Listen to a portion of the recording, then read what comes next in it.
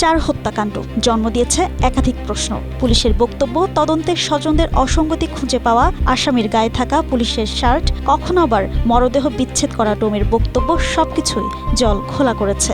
এর মধ্যে আদালতে আসামিদের এক দফা স্বীকারোক্তিমূলক জবানবন্দির পাটও চুকে গেছে। কিন্তু ডাক্তারের উপরে গোপন কথা বাইরে পরিষ্কার করা যাবে না। শনিবার শান্ত শহর রংপুরে সাবেক স্কুল শিক্ষকের বাড়ির উঠানে উৎকণ্ঠায় একদল মানুষ। স্বজনদের তালাশে কল দেওয়া হয় পুলিশকে। রাত 11টায় পুলিশ এসে তালা ভেঙে ঘরে প্রবেশ করে। এরপর যা দেখা যায় তা শরীর হিম করে দেওয়ার মতো। পরবর্তী ঘটনা অনেকেরই জানা। ছাদে বাবার মরদেহ, সিঁড়িতে মা ও মেয়ের, ঘরের ভেতরে স্কুল পড়ুয়া ছেলের। বসুন্ধরা কিংবা জলসিঁড়িতে অ্যাপার্টমেন্ট কিনুন ভাইয়া হাউজিং থেকে। কিন্তু এই হত্যাকাণ্ড নিয়ে এত বিতর্ক কেন? শুরুটা পুলিশের বক্তব্য ঘিরে। কিভাবে ইয়াবা সেবনকারী দুই ছেলে একটি পরিবারের 4 জনকে হত্যা করলো, এ নিয়ে প্রশ্ন ছোড়েন নিহতের স্বজনেরা। এর মধ্যে পুলিশ কর্মকর্তা ও আসামির শরীরে একই শার্ট পরা ছবি ছড়িয়ে পড়ে, যা প্রশ্নকে আরো জোরালো করে। যে শার্টটা পরে আছে এটা আরঙের শার্ট। আরং এই একই ব্র্যান্ডের হাজার হাজার শার্ট তৈরি করে এবং হাজার হাজার কপি বিক্রি করেছে। বিশ্বাস না হলে আপনার আরঙের কাছে জিজ্ঞেস করে দিতে পারেন। গণপতি চক্রবর্তী ও তার স্ত্রী সন্তানকে হত্যার ঘটনায় গ্রেপ্তার করা হয় মুগ্ধ ও সিদ্ধার্থকে। এর মধ্যে সিদ্ধার্থের বাবা বলছেন, আটকের সময় ছেলের পরনে ছিল গেঞ্জি, পরে কিভাবে শার্ট হলো জানেন না তিনিও। আর আমি যখন বাচ্চাটাকে তুলে দিছি, ওর গায়ে একটা ঘিয়ে কালার, একটা এক কালার গেঞ্জি ছিল, ওইটা পরে চলে গেছে। শুক্রবার ঘটনার রাতে বাসার বিদ্যুৎ সংযোগ বিচ্ছিন্ন থাকার বিষয়টি নিয়েও পুলিশের বক্তব্যে দেখা দিয়েছে অসঙ্গতি।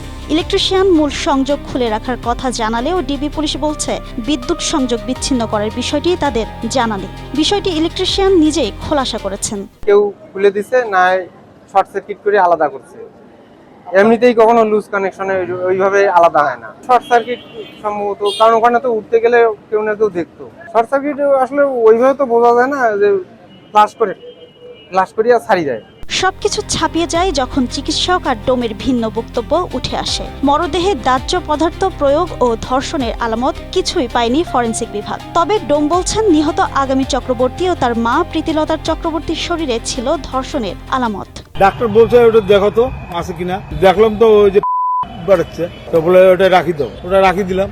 এখন ডাক্তারের উপর তো আমি তো কিছু বলতে পারবো না। সবগুলোকেই ময়নাতদন্ত করেছি এবং আমাদের কাছে মনে হয়েছে এটা শ্বাসরুদ্ধ করে হত্যা করা হয়েছে। এটা বডিগুলো তো ডিকম্পোজ ছিল, আমরা ওইভাবে না বলে পরীক্ষা হয়ে আসুক, তাও ওটা বুঝতে পারেন না, তখনও কিছু ব্যাপার করা হয়নি।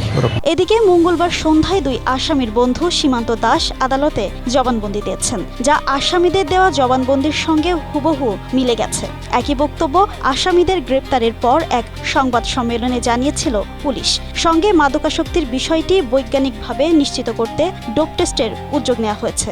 আমাদের যে দুই অভিযুক্ত আছে, সিদ্ধার্থ এবং মুগ্ধ, এই দুইজনের খুব ঘনিষ্ঠ বন্ধু, এবং সিদ্ধার্থ এবং মুগ্ধ তাদের জবানবন্দিতে, বিজ্ঞ আদালতে প্রদত্ত 164 ধারার জবানবন্দিতে তার বাড়িতে গভীর রাত পর্যন্ত থেকে ইয়াবা সেবন করেছে এই কথাটা বলেছিল। একই পরিবারের 4 সদস্যের মরদেহ উদ্ধারের ঘটনায় থমথমে গোটা রংপুর। সেদিন রাতে কি হয়েছিল সাধারণ মানুষের মনে, যেসব প্রশ্ন ও রহস্য তৈরি হয়েছে তার জট খুলবে নাকি ঢাকার বাইরের ছোট শহরের অপরাধ আইন শৃঙ্খলা রক্ষাকারী বাহিনীর নজর এড়িয়ে যাবে, সেই উত্তরের অপেক্ষায় এলাকাবাসী। Desk report, Asia post.